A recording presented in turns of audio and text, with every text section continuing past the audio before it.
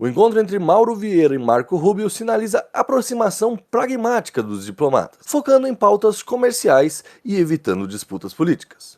Eu sou o Guilherme Moura. Eu sou o Lucas Retti. E esse é o Degrau da Política. Durante todo o encontro prevaleceu a atitude construtiva e voltada a aspectos práticos da retomada das negociações entre os dois países, em sintonia com a boa química e o que foi decidido, sobretudo, no recente telefonema da semana passada entre o presidente Lula e o presidente Trump.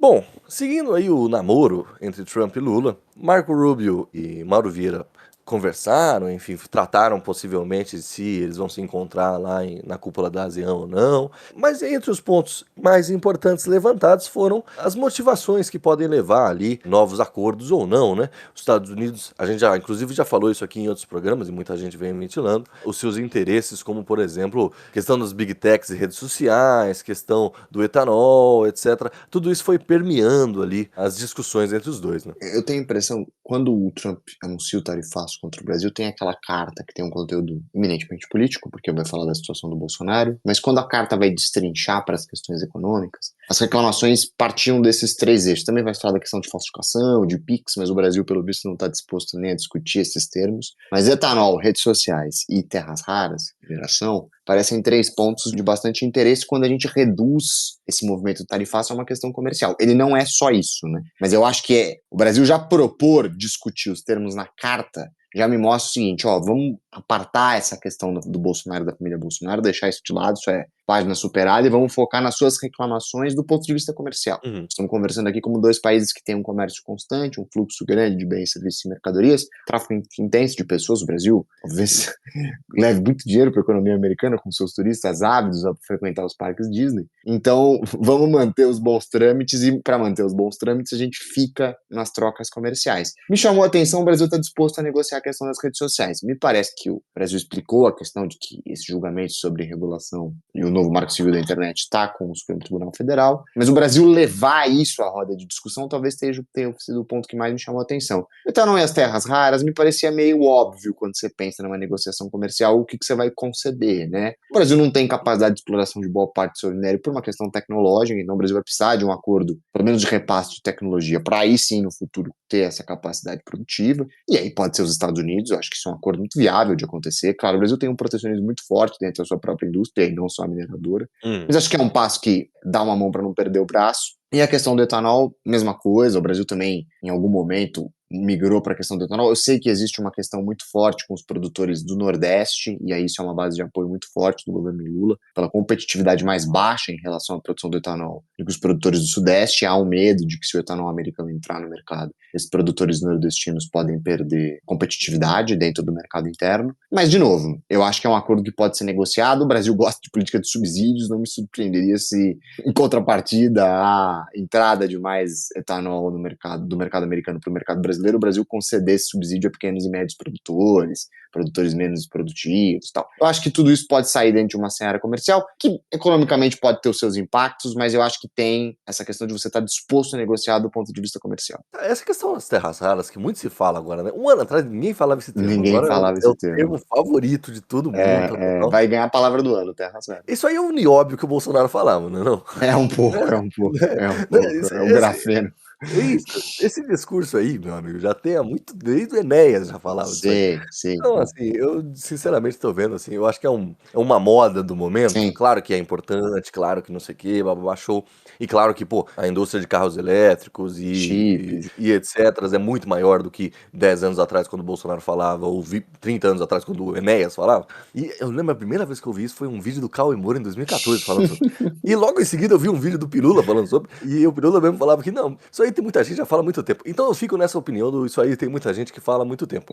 Mas certamente o mercado de mineração brasileiro é um mercado super fechado, super estreito, e a gente minera pouco e minera ruim.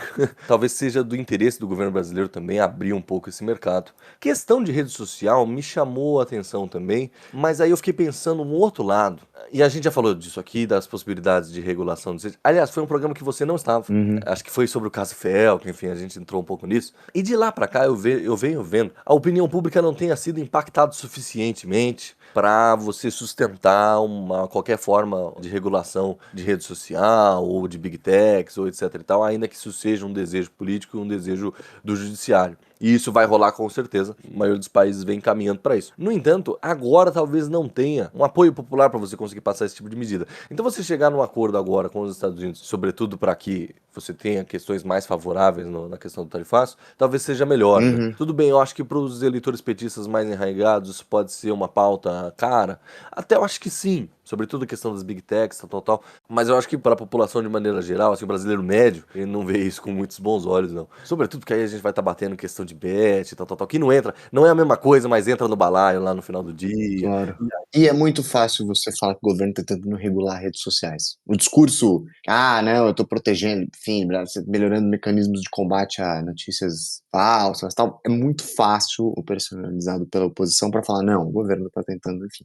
Eu acho que, de fato, o governo não vai gastar capital político nisso nesse momento. Agora, assim, você acha que esse movimento, e aí levando em consideração que é o Rubio, que sempre foi alguém que mostrou muito interesse pela questão latino-americana, com um viés muito mais ideológico. Ele é uma das portas de entrada ali do Paulo Figueiredo e do Eduardo Bolsonaro. O Eduardo Bolsonaro gravando vídeo na porta do secretário de Estado, né? Até eu consigo gravar. Enfim, como se tivesse tido uma importante reunião de 25 minutos.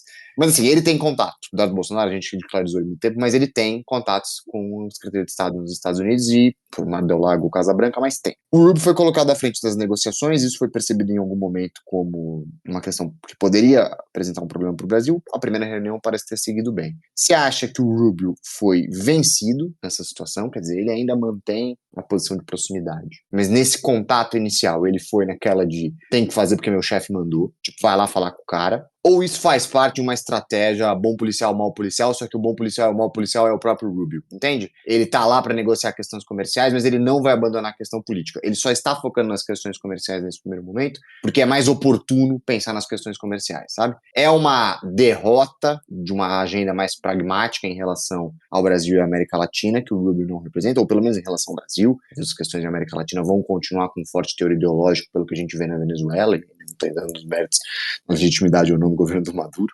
mas em relação ao movimento que os Estados Unidos têm feito até militarmente, ou você acha que quer dizer, isso é uma estratégia, vamos colocar o Rubio, porque agora é interessante discutir questões comerciais, mas quando essa questão de Gaza, da Ucrânia desescalonar, a gente pode voltar a questões políticas no Brasil para sempre manter esses frentes de combate o tempo inteiro ativos, que parece ser um esforço deliberado da administração Trump, quer dizer, sempre abrir novas frentes de batalha, uma batalha depois da outra, que nem o filme do Paul Thomas Anderson, entendeu? Você assistiu, inclusive? Assisti. Bom filme.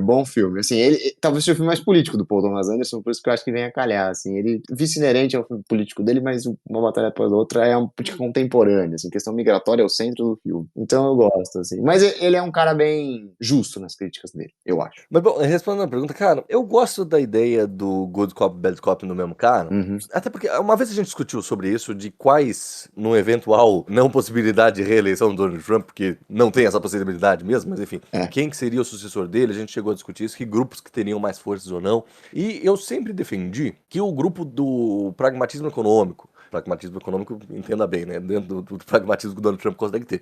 E Big Techs sempre foram muito mais fortes, de verdade. Tiveram muito mais peso sobre o Trump do que o MAGA, do que uma linha mais ideológica. Mas, sabiamente, o Donald Trump usa o MAGA, usa propaganda, usa tal, mas ele vai fazendo as coisas que interessam de verdade ao governo dele, em cima da galera do Peter Thiel e etc. No entanto, eu venho repensando muito essas semanas quem é o Rubio de fato.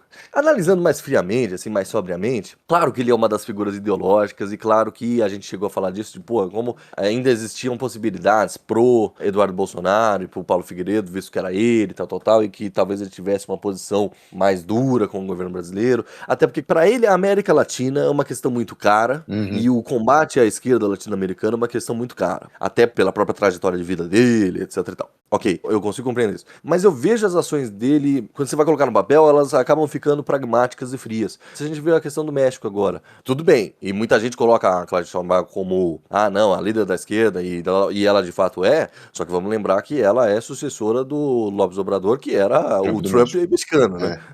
O Morena tem uma certa proximidade, vamos falar assim, com o estilo Trump. Então, as negociações com o México têm andado com muito mais interesse e muito mais pragmatismo americano, com o Rubio à frente também. Então, eu acho que esse quê combativo dele talvez também seja meio como o do Trump, assim. Eu vou usar o discurso MAGA quando é interessante, mas na hora de sentar eu vou ser agradável e tratar as coisas como elas têm que ser tratadas. Que foi o que o Mauro Vieira falou, né? O Mauro Vieira disse, não, ele foi uma pessoa educada, agradável, tal, falamos ali cordialmente, assim por diante. Então eu fico com essa do bad cop, good cop, junto com uma coisa que você falou em outro programa, de como você não precisa abandonar, né, a frente do bolsonarismo. Você consegue jogar isso para vários cantos e você não precisa do bolsonarismo. Eu nunca vi a defesa do Bolsonaro como uma coisa assim inerente. Não, isso é um desejo real do Trump, tal. Não, isso é um instrumento, isso é uma possibilidade ali de fazer um questionamento ao governo brasileiro e que talvez nem tenha sido bem visto. Talvez não tenha surtido o efeito esperado pelo Trump.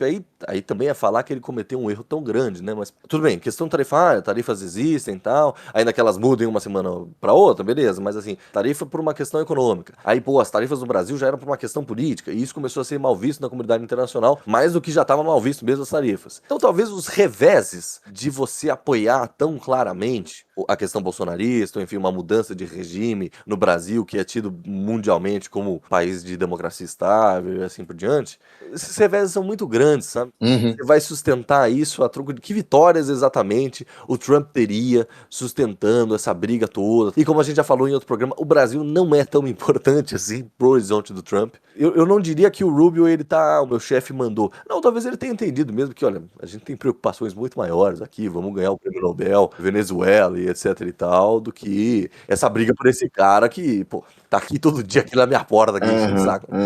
Ele é também um pouco o pragmático e o MAGA, né? Como ele instrumentaliza o MAGA para poder ter o pragmatismo nesse momento. Pode ser. Eu acho que o Rubio tem esse perfil, assim, como secretário de Estado. Eu acho que o momento Mauro Vieira, né? O primeiro momento de destaque dele à frente do cargo, ele sai da sombra do Celso Amorim. Isso, finalmente. Parece que esse contato com o Rubio deu certo, porque o Mauro Vieira serviu como embaixador do Brasil nos Estados Unidos no momento que o Rubio ocupava um cargo no Senado americano que tinha relação com a ONU, então eles já se conheciam, isso ajudou também.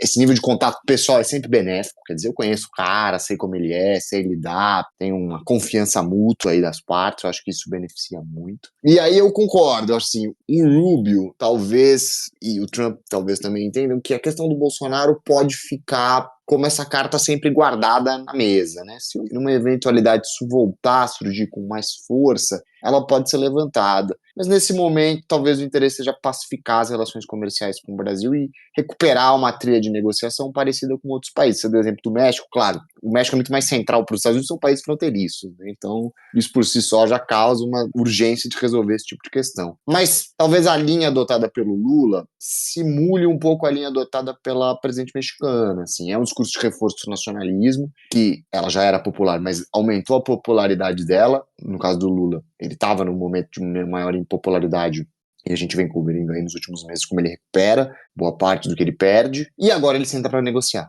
Então, se a gente fala também um pouco da estratégia do Lula e da política externa brasileira, e a gente deu uma certa sorte em algum nível de a gente não ser o foco do Trump no começo do mandato, criou um certo know-how para a diplomacia brasileira de como agir. E eu acho que nesse sentido foi uma ação coordenada e bem coordenada, mesmo que em alguns momentos ela pareceu parcimoniosa demais. Eu acho que no final das contas, o pragmatismo e a paciência do Itamaraty falaram mais alto do que uma resposta, pergunta que nem tinha sido levantada ao Brasil nos primeiros meses do mandato do Trump, quando as tarifas ainda estavam em 10%. Mas claro, toda essa carta de boas intenções só vai se concretizar se a gente tiver um acordo comercial melhor do que a gente tem hoje.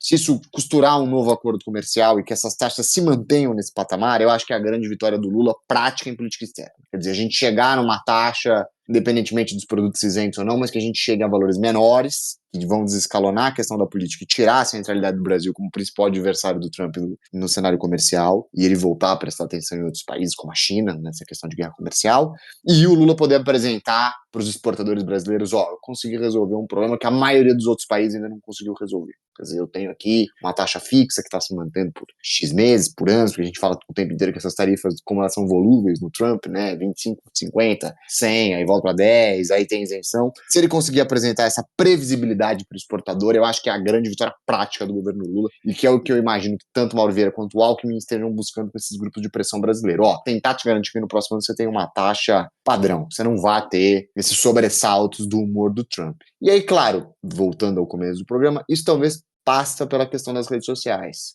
Se o debate sobre redes sociais no Brasil perder o efeito, muitos dos empresários que cercam hoje o Trump talvez se desinteressem pela questão, e até pela eleição brasileira. Se as redes sociais no Brasil passarem a ser um foco muito grande no período eleitoral, e a gente pode passar por esse cenário, talvez os olhos voltem a se preocupar com o Brasil numa questão política. E aí muitos desses pragmáticos e não pragmáticos dentro da administração Trump podem enxergar nas redes sociais uma forma de atingir a questão brasileira pelas suas agendas em comum. Então, se as redes sociais não forem uma questão em 2026, eu acho que o Brasil vai ser meio que esquecido pela administração do Trump, principalmente se esse acordo for celebrado pelas duas partes sem grandes distensões internas, assim, sem grandes respostas, um acordo tratado pelos dois lados como positivo para ambos, né? Mesmo que vai chegar a acomodações aqui e ali. Eu acho que esse é o principal movimento que o governo brasileiro busca, e se ele for bem sucedido, eu acho que é uma condução eficiente de política externa, dado a complexidade do cenário. Cara, se a gente faz um acordo bem sucedido aqui, eu discordo que talvez a gente tenha alguma interferência americana nas eleições do ano que vem. Porque a chance do Lula cair nos braços do Trump, assim, nos amores do Trump, é grande. Porque o Trump já mostrou que não gosta do Bolsonaro, não tá interessado no Bolsonaro, os filhos do Bolsonaro estão enchendo o saco aí, e agora ele morre de amores pelo Lula. Se tem um bom acordo, se eles continuam se dando bem, etc e tal, o Trump pode muito bem virar e falar, tomara que ganhe mesmo. Ele não vai se interessar se, é um adversário ideológico continental. De fato, não. De fato. Se eles tiverem uma relação em nível pessoal boa, legal, ganhou, parabéns, não vou interferir. É que eu digo assim, existem outras correntes que cercam a Casa Branca ali, se as relações entre os dois não estiverem tão azeitadas no momento da eleição de 26, essas vozes dissonantes podem começar a soar mais alto nos corredores da Casa Branca, como foi o que parece ter acontecido meses atrás com Paulo Figueiredo e Eduardo Bolsonaro. Por isso que eu acho que essa missão diplomática tem dois níveis. O nível pessoal, Lula e Trump, e o nível acordo comercial, que é um acordo de neutralidade. Acho que se essas duas vitórias forem concebidas mais ou menos no mesmo tempo para o governo brasileiro, pelo que a gente já cobriu várias vezes do Trump, meio que dependem uma da outra, porque o Trump é um cara muito personalista, eu acho que o Brasil neutralizou um potencial problema para 2026, e o Lula ainda vai conseguir caracterizar isso como mais uma vitória da sua diplomacia, da sua imagem de bom negociador, porque o Lula só tem quase a ganhar nesse momento, né? A não ser que as coisas vão por um caminho muito desastroso, as tarifas aumentem, a pressão sobre o Bolsonaro volte, aí, de fato, pode-se discutir a incapacidade do governo brasileiro para negociar, mas ele já tem tido pequenas vitórias. Se ele conseguir arregimentar numa grande vitória, e isso também passa por uma relação boa entre os dois, publicamente, né, você vê os gestos de carinho entre os dois, como eles proferiram, que fizeram ali no abraço e tal, eu acho que tudo isso pode ser até instrumentalizado politicamente no Brasil no ano que vem, para falar, olha, além de tudo, o Lula ainda conseguiu a proximidade do Trump, enfim, tudo parece um acordo muito bem desenhado, assim, e aí seria o momento Mauro Vieira mais uma vez, né, se ele consegue ser o homem à frente dessas negociações, eu acho que ele de fato para de andar de bicicleta de rodinha e não precisa mais de Celso Amorim, sabe? Ele pode pedalar a própria bicicleta.